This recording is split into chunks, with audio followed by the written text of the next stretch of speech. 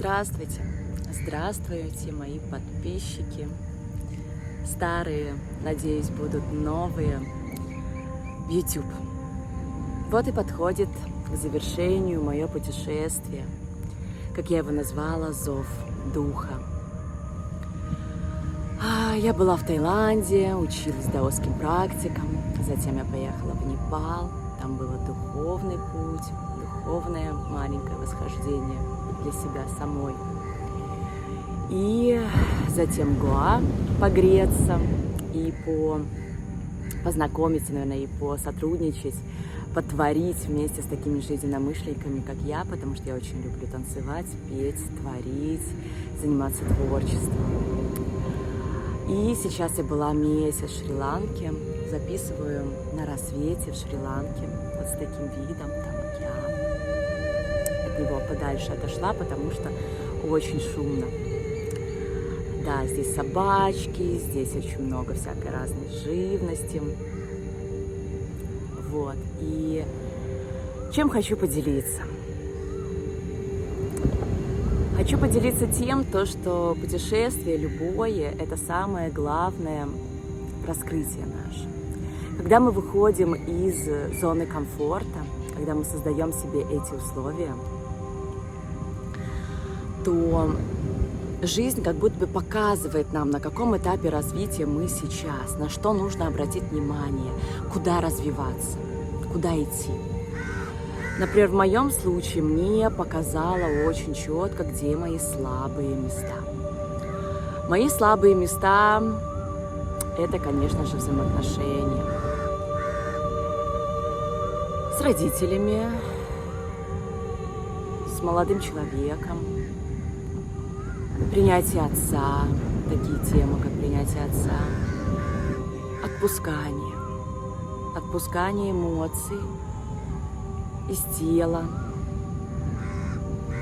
по поводу ухода моей мамы на другую сторону солнца. Мне казалось, 2 года назад это произошло, эти все 2 года я проходила это, и мне казалось, что я прошла. На самом деле нет. Потому что внутри меня есть конфликт. Я думаю, большинство осознанных людей меня поймут, когда мы на пути. С одной стороны, мое знание, мое чувствование, больше знания, наверное. Учителя разные, они говорят, что душа проходит свой путь, и вот этими страданиями, мытарствами, плачем, горем, гореванием нельзя держать душу здесь, на земле. И все эти 2 года я боролась с этим, потому что, с другой стороны, во мне тело, оно земное, оно материальное, и в нем запечаталась боль утраты, невыраженные эмоции, зажатые. Поплакать, постонать, отпустить, поговорить, договорить, рассказать. Все, что я не успела. И мне это очень хорошо показало на моем опыте. Это тело сразу начинает реагировать. У меня обострились проблемы с пищеварением. Я как будто бы не могу отпускать. И одновременно с этим не могу принимать что-то новое, потому что вот это вот как застряло во мне. И я отпускаю. И это очень глубоко. Это и на уровне тела, и на уровне ума убеждений. Убеждения, например, от моей мамы, то, что было, это тебя никто не будет любить так, как я.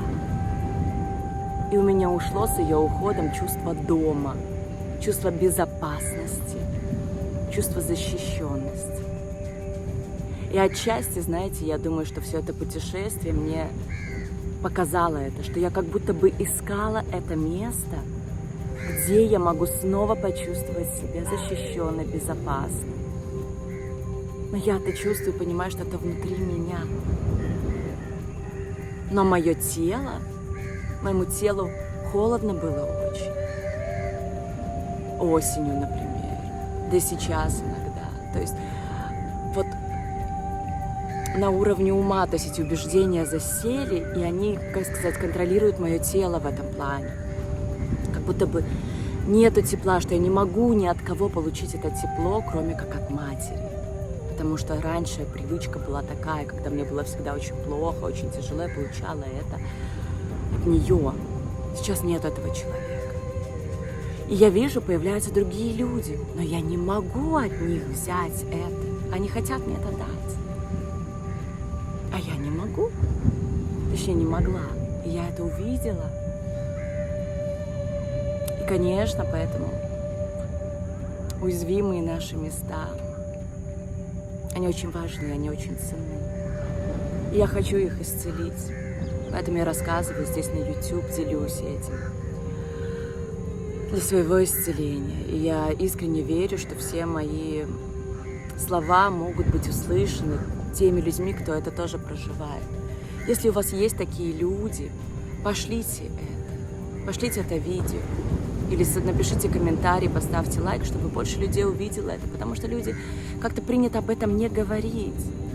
Как правильно проживать, как отпускать, как это долго длится, как мучительно, потом болезни в теле из-за этого, из-за невыраженных эмоций, чувств. Я сама это проживаю и делюсь с вами, как отпускать, как это. Потому что я очень чувствительна, и у меня это очень оседает во мне, и я это очень чувствую. Вот. Этим хотела поделиться из такого прекрасного места здесь. Поэтому очень полезно выходить из своей зоны комфорта, там, где вам хорошо, уютно. Если, конечно, вы хотите расти дальше, чтобы увидеть, где уязвимые места, где, я не хочу сказать, нужно дорабатывать. Это не про доработки, это просто исцелять с любовью и бережно, на что обращать внимание, чтобы жить еще более полноценной, радостной жизнью. Потому что вот это все, что у меня сейчас, я в обычной жизни чувствовала, но не замечала точно так, как вот сейчас вот это все мне показало. И, конечно, теперь я хочу идти туда, чтобы еще больше исцеляться, еще больше светить в этот мир своим естеством, исцелить эти раны. Солнышко всходит, тут рассвет. Всем прекрасного времени, кто смотрит вечером или смотрит утром. С благостью.